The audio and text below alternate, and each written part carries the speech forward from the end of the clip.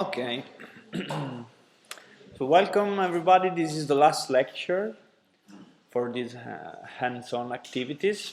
So today we will see project's proposal. Okay, I will go into the details of each project, and well, first of all, I will give a general, let's say, explanation of the requirements and grading and all that. And then I will enter into each project and explain it into the details. Okay, so if you have questions now, please raise your hand so that, I mean, if something is not clear, we can discuss it a little bit and sort it out so that everything is perfectly clear. And remember that you are you can submit project proposal as well. Okay, so if you have something in particular that you want to work on, send me an email. Some of you have already done that. Send me an email with your idea and with what you would like to develop. Okay, and of course try to be, let's say, balanced with respect to the requirements that are online. Okay, so that the amount of work is more or less the same, and I will read your proposal and maybe discuss it a little bit, maybe adding or even removing some parts, okay, if I think that they are too much or too less, and you can do it, okay? And this is very welcome, of course. Okay, so let's start.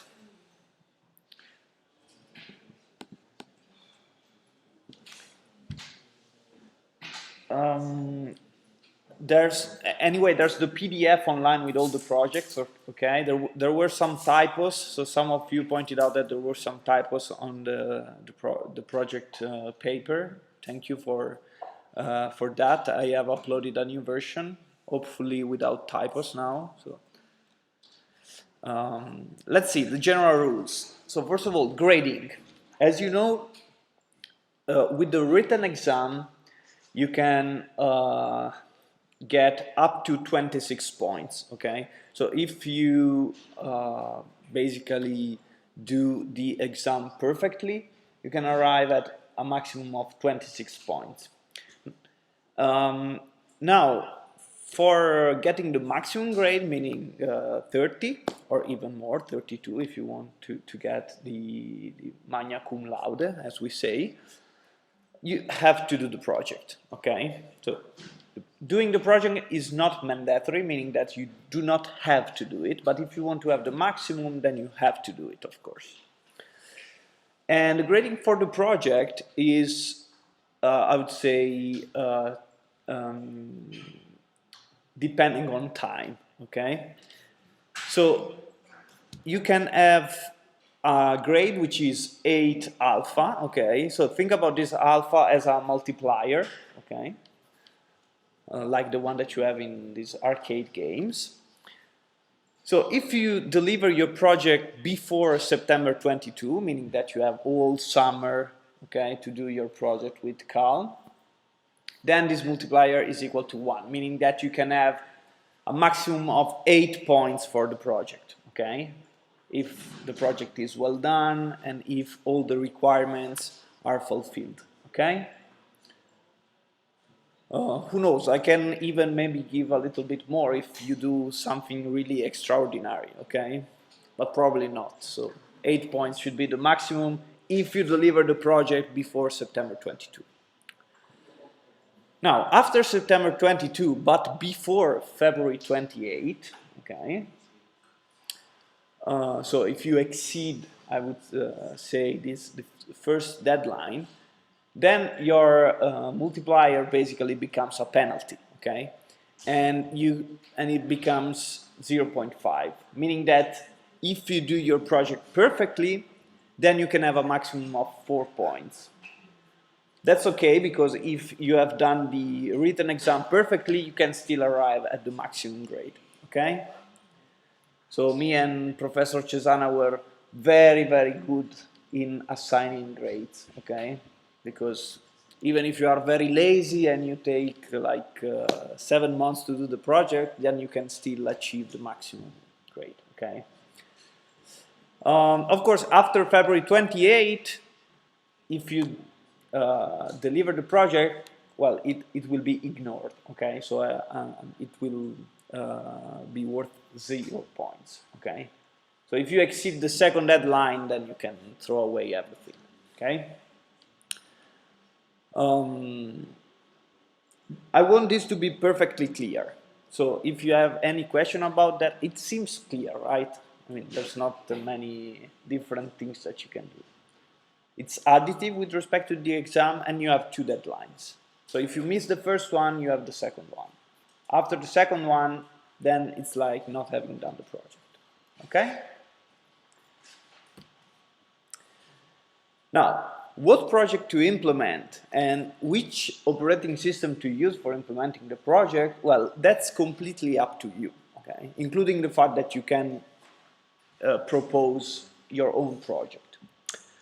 I would say that the only, there's a trick here, I would say, because if you read the project proposals, they are basically based on TinyOS, okay? So also the supporting files that I have provided are based on TinyOS, meaning that the sensor simulations and all this kind of stuff is based on TinyOS. And also during the lectures, we have spent the biggest amount of time on TinyOS. We have seen how to connect TinyOS with Kuja and Node-RED. And overall, TinyOS is the, I would say, the operating system for which you find the better documentation online. So I would strongly recommend to use TinyOS. However, you can still decide to use Contiki or Motrunner if you prefer, okay, if you find them more appealing to you or for any other reason. You have to be careful, okay? You have to be careful because in that case, for example, projects which require reading from sensors, you basically have to do extra work to convert the files that I provided to the other operating system, okay? So you cannot use the supporting files directly as they are, okay? And also the connection with Node-RED, for example, if you use Motrunner, can be a little tricky, okay? Because we didn't see how to connect Motrunner with Node-RED, so it may be a problem, okay? I don't even know, honestly, if it is possible or how much work it needs, okay? So my suggestion is use TinyOS, okay? So you are perfectly fine. Right. Questions? No. Good. Now, what to deliver? Other issue here. So, as we usually do, basically, what I would like to see from as an output from your project is that the project works fine, okay? So it basically meets all the requirements, it works fine, and there are no bugs, okay? So I would start, let's say, from the ending of this slide. The first thing that I will read and that you have to deliver is a project report, okay? So paper, maximum 3 pages, written in English or Italian. Please stick just with these 2 languages, as I have problem with others like French and Russian and Chinese. So just Italian and English, please. What you have to insert in this project report is basically a summary of what you have done. So basically a very, very brief summary of the project and what was your approach in solving it. You are welcome if you want to include figures, of course, if you need to include figures, okay, like graphs or whatever you may produce out of the project. Do not include source code in the project report because you have to deliver the source code as a separate attachment, okay? So what I will do when you deliver the project, first of all, is to read the project report, okay? To understand what you have done, okay, quickly. Then, to be really convinced that your project works, what I will do is to read a self-explanatory log file that you will provide, okay? So this log file can be the output of your simulation, okay? It can be even more than one file, okay? Which is produced by logging from TOSIM, for example. Okay, we have seen how to print debug statements. Okay, it could be if you decide to use Contiki or Motrunner, copy and paste from the graphical simulation. Okay, we have seen the section where the output is printed.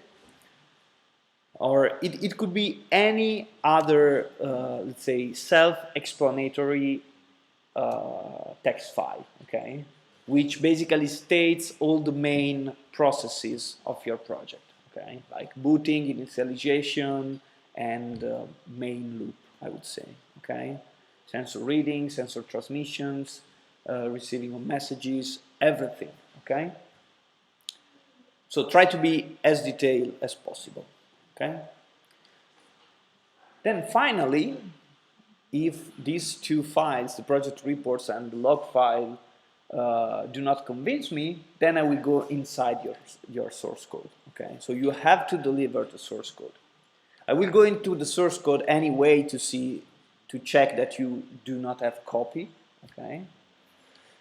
From one other student, and I will not evaluate your, let's say, code correctness or readability or this kind of stuff, even though of course it's a good practice to write good code, okay, so like to give variables proper names and to not to reuse code a lot of times, but I will not evaluate the code correctness, okay. This is not a computer science class or a programming class, okay?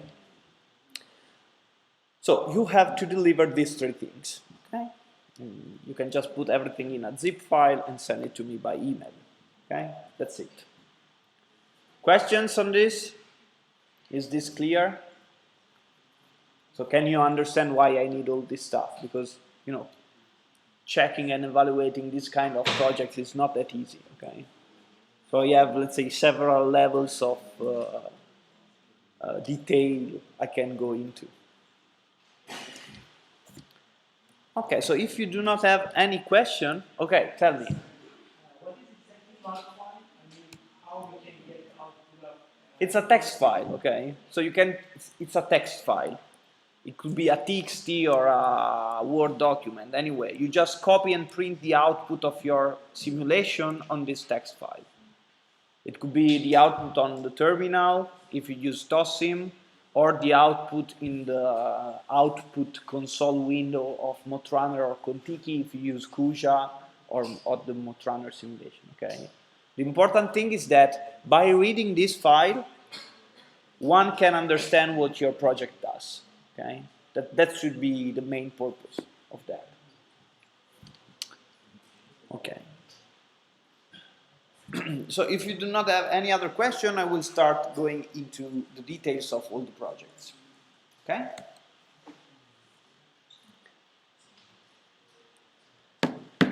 So first project is something which is related more to the networking part. Okay? And you have to implement a lightweight distant vector routing protocol. So, as we have seen during this course, so either in the hands-on activities and also I guess with Professor Cesana, now you have understood that many applications for the IoT and wireless sensor networks in general require uplink traffic. So, basically information that goes from many sensor nodes to a unique central controller. Okay, this is, for example, the case of data collection, data analysis, and monitoring. Okay, all these kind of applications. So, what we would like to have is a protocol to deliver information from modes, so from sensor nodes to a central controller, possibly in a multi-hop fashion, meaning that you can have the possibility that one of these nodes is not directly connected to the sync node, but in order to deliver its information, it has to pass through several other nodes. Okay? So we want to implement a classical distance vector routing protocol, which is lightweight, so it doesn't add complexity to our network. We want, to keep things simple. And at the same way, we want to have reliable paths, meaning that if something happens, like one of the nodes in the routing path from the sensor node to the sync dies, or something bad happens to him, then we want the protocol to react and to change the path in order to give robustness. Okay. So this is the main, let's say, requirement. We have some specifications for this protocol. So at the startup of the system, only the sync node is active. So only the central controller is active. You remember probably that many times we have seen this central controller is being attached directly to the power grid. Okay, so unless the other differently from the other modes in the network, which are generally battery operated, the sync node, call it base station or central controller, is generally attached to a power source. Okay, it could be a PC, it could be directly to the power grid, or anything. So at the startup, we have only the sync node which is active. Okay. And what it does is to periodically broadcast beacons, okay? In this case, 1 beacon per second, okay? The beacon is basically a way to announce the presence of the central controller to other modes that can possibly listen to these beacons, okay? Now, in each beacon, we have a particular field, which is a distance field, which basically contains the distance in hops, so number of hops, network hops, from the sync. So at the beginning, since the sync node is the only one active, its beacons will contain the value 0, meaning that it is at distance 0 hops from the sync. Well, that's clear because the sync is itself, basically. Okay? But you can start imagining the idea which is behind this, okay? So what happens is that when a node in the network is turned on, okay, it will listen for incoming beacons from the sync or other nodes which are already active, okay? So by listening to these beacons, it will read basically the value of the distance that it receives, okay? Since its beacons also contain the source address of the node which transmits the beacon, the node in the network can maintain a 2 columns routing table, which is just like this. So it has in the first column the ID of the node that has transmitted the beacon, and in the second column it has the value of the distance contained in the beacon, of course incremented by 1. Okay? So if I'm a node in the network and I'm boot, okay, so I start listening from beacon, for example, from the sync, I will read that the distance field of the sync is 0, so I will increment this value, and I know that I'm 1 hop away from the sync, meaning that for arriving to the sync I just need 1 transmission. Okay, is this clear? So Similarly, if there are already other nodes in the network which are on, I will receive the beacons coming from these nodes as well, and I can store their values in the routing table. Okay. So when a node is turned on, it will start collecting beacons from the neighbors, and possibly also from the sink, and will start populating this routing table. Okay. At this point, each node can decide what is the best next hop for reaching the sink, okay? And in this case, the politic that we will use is the shortest path, okay? So if I'm a node and I want to communicate with the sink, I should choose as a next stop for communicating to the sink the node which is nearest to the sink, right? So which has the lowest distance here in the routing table. So if I can hear the sink node, I will select directly the sink node as a next hop, of course, and my messages will go directly to the sink node. Otherwise, so imagine that we do not have the red line here, I will select node 3 as a next stop for transmitting my messages to the sink node, okay? Since it's only 2 hops away from the sink. So as the time goes on, each node also broadcasts its selected distance with beacons. You can use the same frequency, so 1 beacon per second. And what happens if one of the nodes which are around me dies? Okay, so it will stop transmitting beacons, right? And I cannot use it as a next stop if it's dead, right? Because my messages cannot reach the sink if one node is dead. So what you have to implement is a logic to flush away obsolete entries from the routing table if a neighbor's beacons are not seen in the last 5 seconds, okay? Meaning that you have to check that in the last 5 seconds, at least one beacon from a node that you have in your routing table was received. Otherwise, you mark that node as dead, okay, or not active, and you have to erase its entry from the routing table. Okay? So this is how the protocol works. To test it, each node periodically measures and transmits temperature samples to the sink, of course, using the route specified by the routing table. So basically selecting the next hop for transmission. To sample the temperature, we can use the provided temperature and humidity sensor, which I have written for you, and it's available on the website, and I will show you how to use it.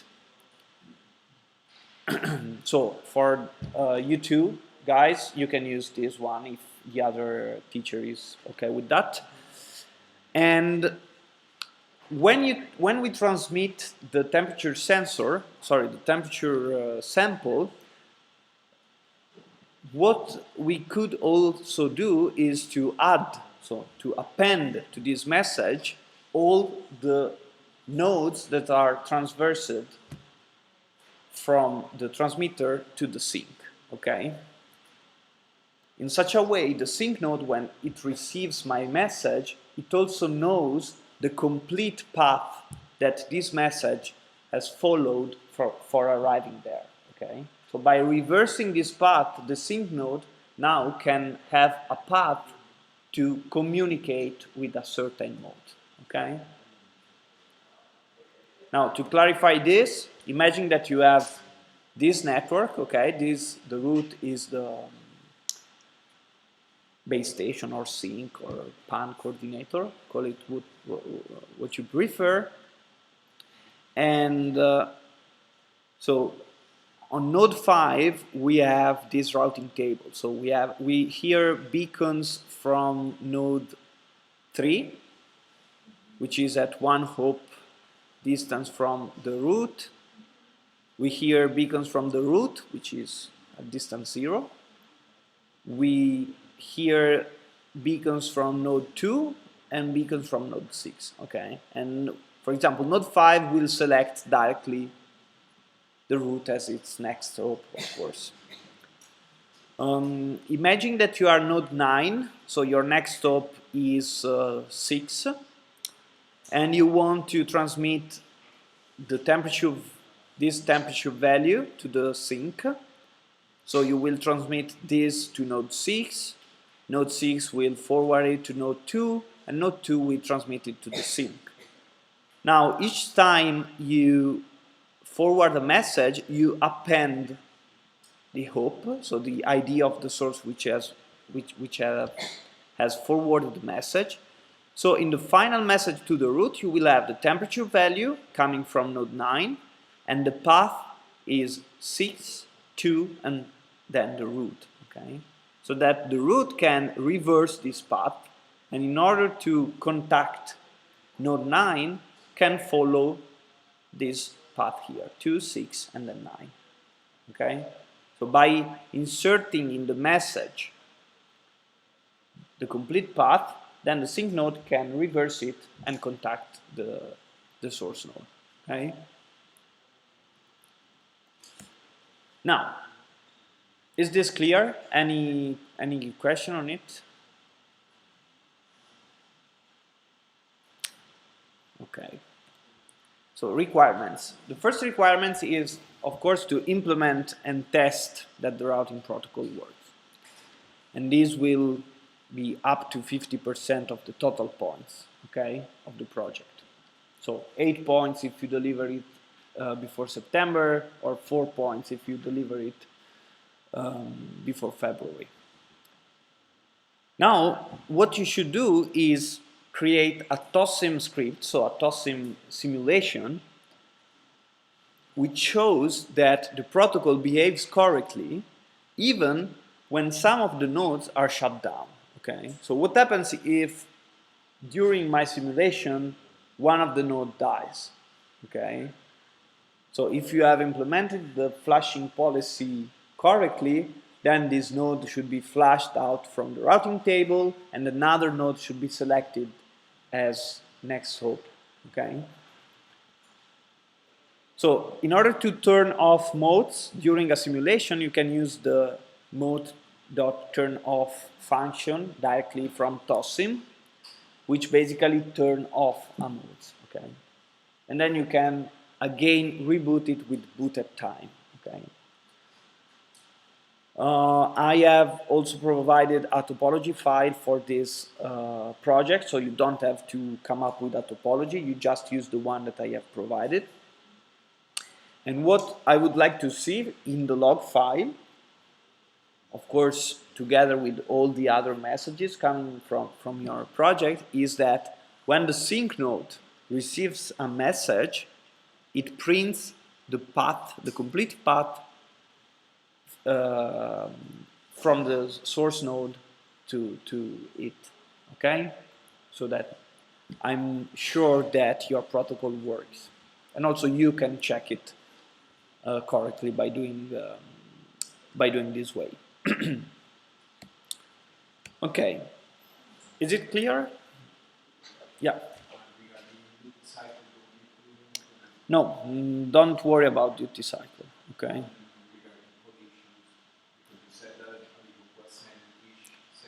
You can have collisions, yeah. It's up to you, basically. I don't have any strong requirements on this. Actually, it's probably not that likely that you will have collision, because here we are using what is 1 beacon per second, and if you do not boot all the nodes at the same time, then you should not have a problem with that. If you really want to be sure that your temperature messages arrive, you can use acknowledge, but it's up to you. Okay, so there's no strong requirements on that. Other questions? No? Good.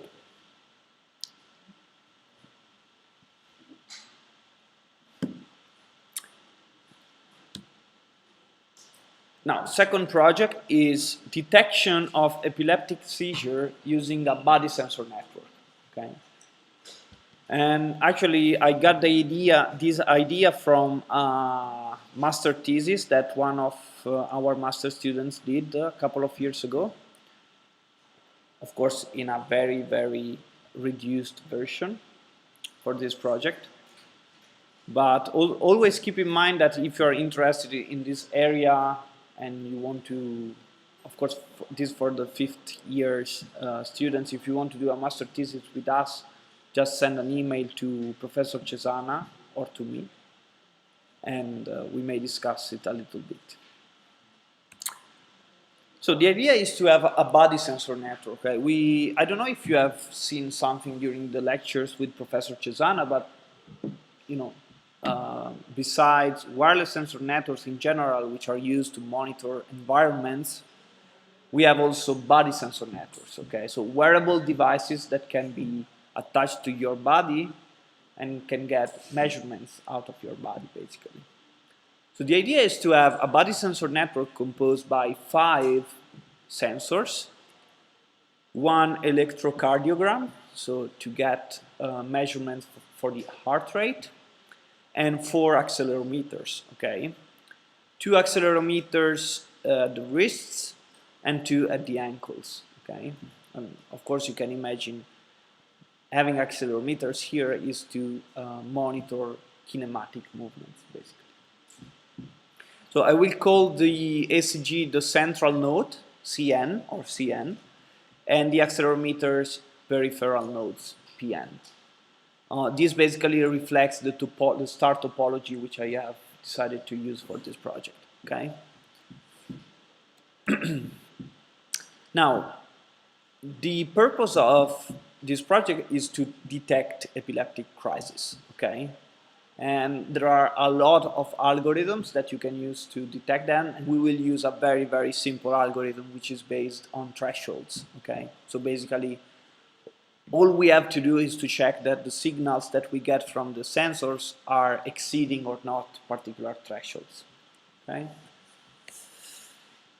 Now, there's a part of, let's say, protocol here, which is much more small than the one that we have seen for the first project, and a part of processing as well, because now we have to process data, okay, to understand if the person is having or not a crisis. So the central node, the electrocardiogram, the one which is the center of the star, is basically responsible for controlling all the body sensor network. Okay, it can be seen as a sync node or a central controller for this particular body sensor network. And it is responsible of starting all the activity of the sensor network by broadcasting a particular command, so a start command. Okay? When the peripheral nodes, so the accelerometers, receive this start command, they start sampling the accelerometer sensor. Okay? So they receive this command. Since the body sensor network is very, very small in scale, you can assume that this start command will be received at the same time by all the sensors, okay? And they will all simultaneously start sampling the accelerometer, okay? So this basically also solves the problem of synchronization in the network. Again, for sampling the accelerometer, you are required to sample at 20 Hz frequency. And again, I have provided a particular piece of code which emulates an accelerometer sensor. We will see later how to use it. So what each accelerometer does is to buffer 10 seconds of acceleration in a buffer, okay, so in memory. And when the buffer is full, so when we have observed 10 seconds of activity, we have to run a classification algorithm, okay, which can classify these 10 seconds of activity in 3 classes. No movement, so basically resting phase, movement, or crisis. Okay, so the output of this algorithm is to give one label out of these three. Okay, no movement, movement, or crisis. The result of this algorithm, so the label that your algorithm finds, is transmitted to the central node. Okay, so to the ECG basically. When the central node has received the 4 classifications from the 4 peripheral nodes, it checks if at least 3 out of 4 have reported a movement or a crisis. Okay. If this happens, the central node checks the value of the heart rate. And you can again use one of these simulated sensors that I provided to check the value of the heart rate. Actually, here you will not have a value in beats per minute, as it's usually done for heart rate, but you will have basically a binary value, 1 or 0, 1 meaning that there's been a variation, a sensitive variation in the heart rate, and 0 meaning that there hasn't been any variation in the heart rate. That's typical of algorithm which checks for crisis because, well, if you read, let's say, biomedical papers on this issue, you will find that it's not important the absolute value of the heart rate, but what's important is if there has been a significant variation in the heart rate, okay? So you will have, if you sample this ECG sensor, you will have just a binary value, 1 or 0, 1 meaning that there has been a variation, and 0, there has been no variation. So if less than 3 sensors have reported a movement or a crisis, then the CN just triggers a new acquisition by broadcasting a new start command, okay? And the output, of course, is no movement, okay? So it basically ignores all this classification and starts a new observation period. Now, what happens if the heart rate is positive? Okay, so if you are here and the value of the heart rate is positive, well, then the central node checks how many crisis labels were received. Okay, if at least 2 out of 4 labels were crisis, then we are indeed in a crisis. So we have to launch an alarm. Okay. So the central node will transmit an alarm message. Otherwise, the classification output is movement, okay? So it's not a crisis, it's just a movement, okay? It could be, I don't know, the person is running or the person is doing the stairs or whatever, okay? So after that, again, anyway, we will have the broadcasting of a new start command to trigger a new acquisition. Okay, a new observation process, and this is a continuous loop. Okay, so you can run this algorithm basically forever.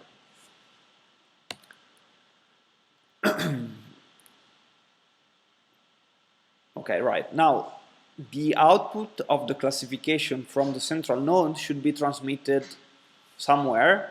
Okay, and this somewhere, it could be a base station attached on a PC. Okay, so well, we will see later, that's a particular requirement on this.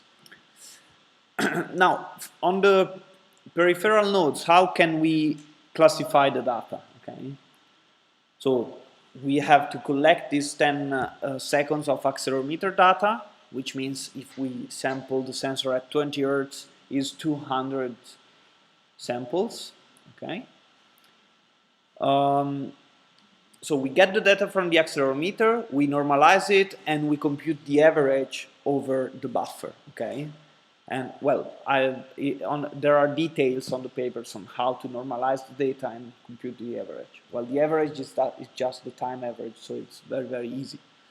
Normalization is needed because the sensor will output value in raw format, so basically from 0 to 16 bits, and you have to normalize them to, basically you have to scale them. And what the classification algorithm does basically is just to check the average values that you have computed and compare it to the thresholds which are given in the project paper again to output a classification label. So basically is the average, if the average of the acceleration is lower than a particular threshold, then we are in a no movement situation. If it's between two thresholds, it's movement, and if it's higher than the higher threshold, it's crisis. Okay, so it's very, very simple as a classification algorithm. Requirement for this project, well, first of all, it's to implement and test this algorithm. Okay, so protocol plus classification algorithm. Then you have to simulate it for the 3 given application scenarios, and we will see this in a minute. And finally, you have to simulate the body sensor network in CUJA, connecting the central node to node red, okay? So transmitting the classification output to node red, and in node red you have to receive the classification output and send an email to someone when a crisis is detected, okay? So when the classification output is crisis, node red should send an email to someone telling, I don't know, there has been a crisis or a crisis has been detected, whatever you want, okay? So we are basically using what we have seen in the lecture to connect CUJA and Node-RED, plus we are adding some sort of, let's say, processing on Node-RED in order to send an email. It's going to be very easy because, as you can imagine, Node-RED has a particular block for sending emails. So it's a 1 minute work, basically. Okay. Questions? No? So let's just see the sensors, how they work.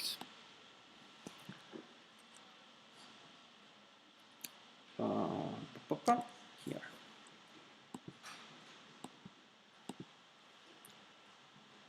So on the class website, there's a zip file, I guess, which is called supporting files for the projects, okay? Which contains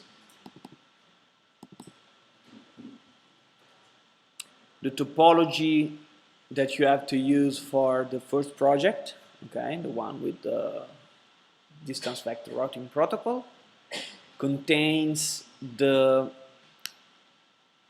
flow for Node-RED to attach TinyOS and Node-RED through CUJA. We have seen this in the lecture, so if you don't remember, go on YouTube and you can use the recordings and see how it worked. And then there's a folder which is called sensors, which contain basically the data for the sensors and an application which is called sensor test app, which shows how to use these sensors, okay? So before looking at it, let's go into the data. And you see we have accelerometer data, electrocardiogram data, and humidity and temperature data. This will be used, well, temperature data is for the first project, humidity is used for the third, we will see in a minute. Now if you go inside this or this folder, we will see that we have 3 different files, okay? These files basically contains the data which is used for simulating the sensor, okay? And they correspond to 3 different situations, which are probably listed here. Let me just check them. I have to open the project file. Okay.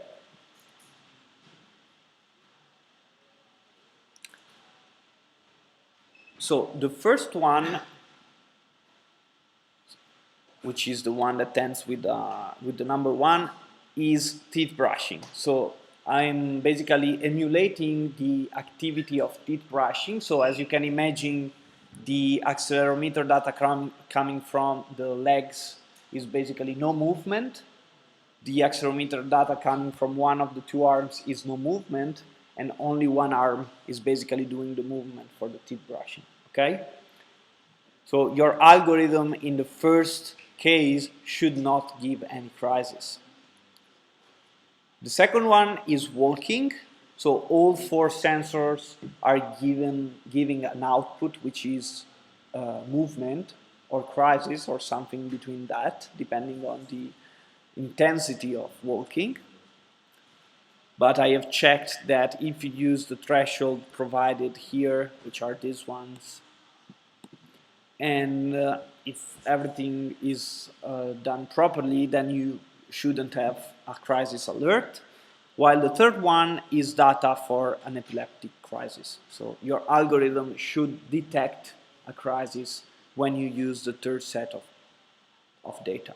Okay? How to use them? Well, you can just look at the sensor test application.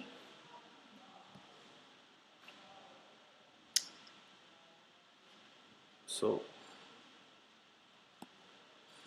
what this application does is basically just to start a periodic timer with a frequency of 1 second, and each time it reads one sample for each of the sensor that I provide. Okay, so this is very, very easy to use. And of course, in order to decide which sensor to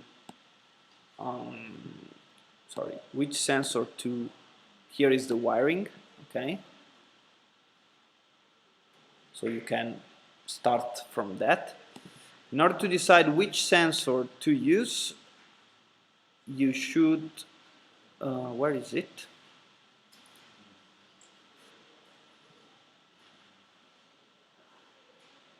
Sorry. Okay, here in the accelerometer sensor and in the ECG sensor, you can decide which data to read by properly changing this include file here. Okay, so for the first scenario, the teeth brushing, you should use accelerometer data 1. For the second one, you should change with a 2, and so on. Okay, so you have basically to test 3 different scenarios here. Okay, by changing the proper include files here. Is this clear or not?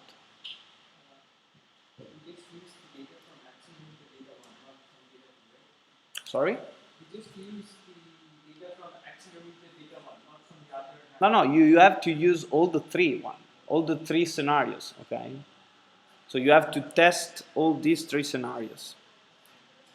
Where is the oh, I've closed it.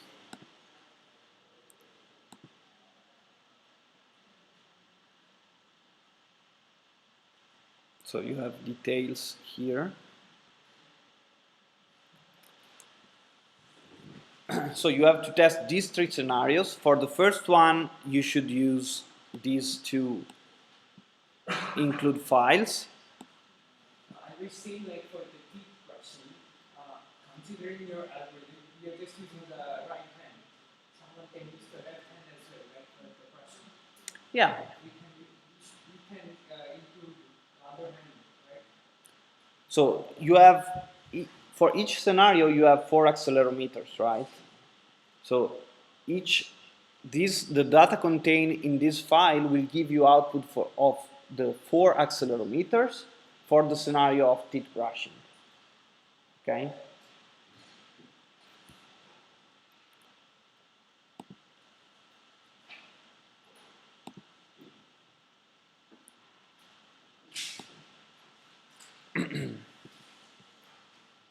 Then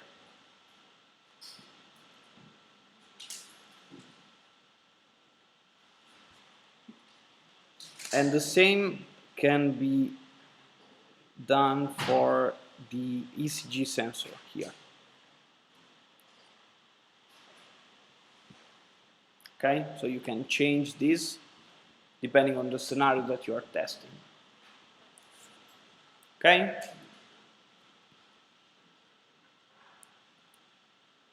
Very good.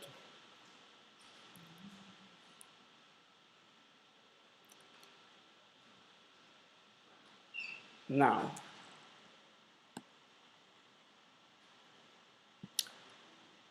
the third project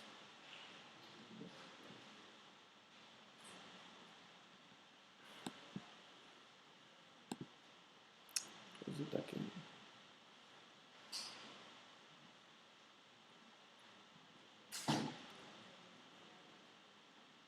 Okay. Now, the third project is basically a creative project, I would say.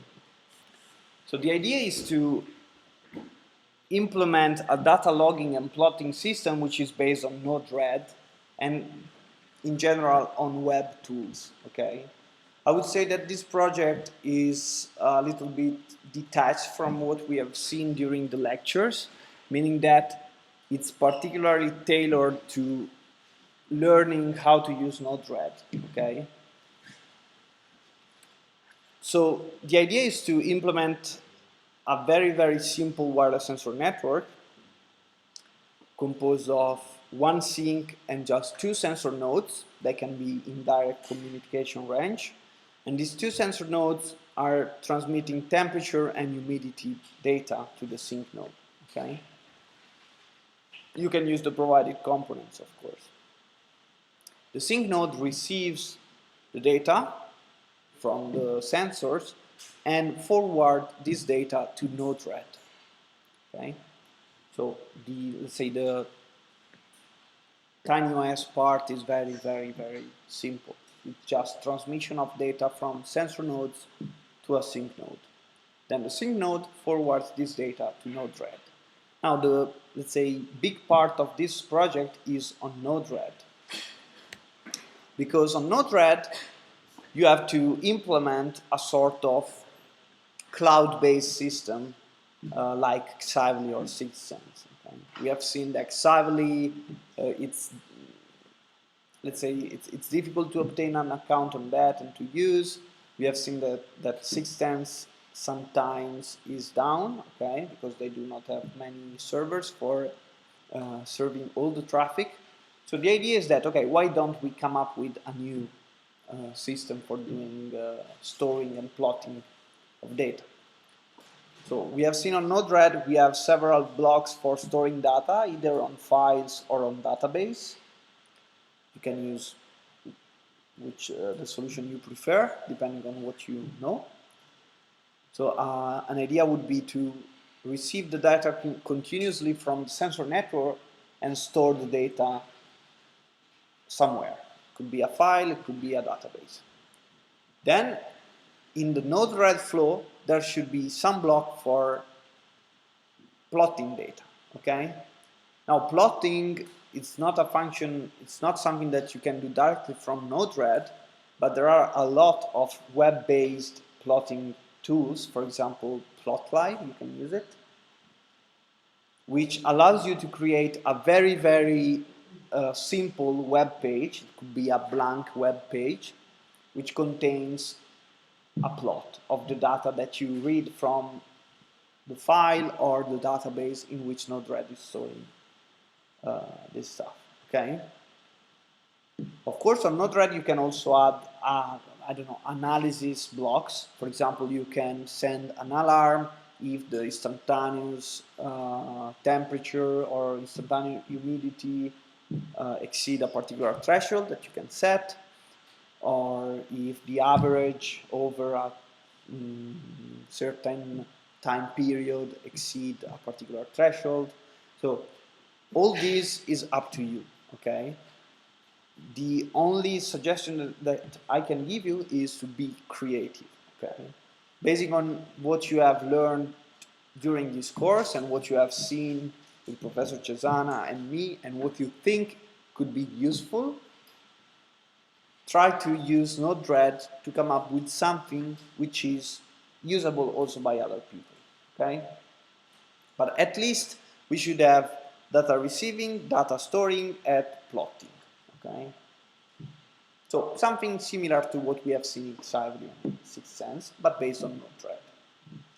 Then you can add whatever you want, okay? Of course, as I was saying, the more you add, the better it is. And be creative, okay? So my feeling is that Node-RED is very easy to use and very powerful at the same time, okay? So the possibilities are endless, I would say.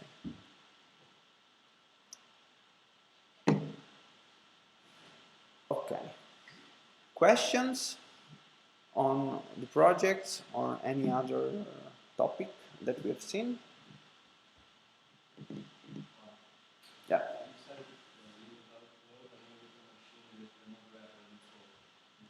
Yeah, it's already there. So, yeah, if you download the file, it's the same link as before, but the machine is new. So if you do not have any other particular question, we can end a little bit earlier this time, okay?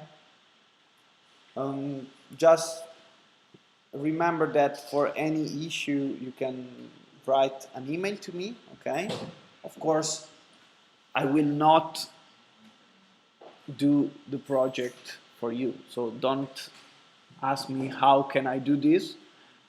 I mean, these projects are quite simple, so you should be able to solve them easily. You have plenty of time, so take your time, but don't be too lazy, okay? Because then, especially when the deadline approaches, you end up by discovering that time is limited.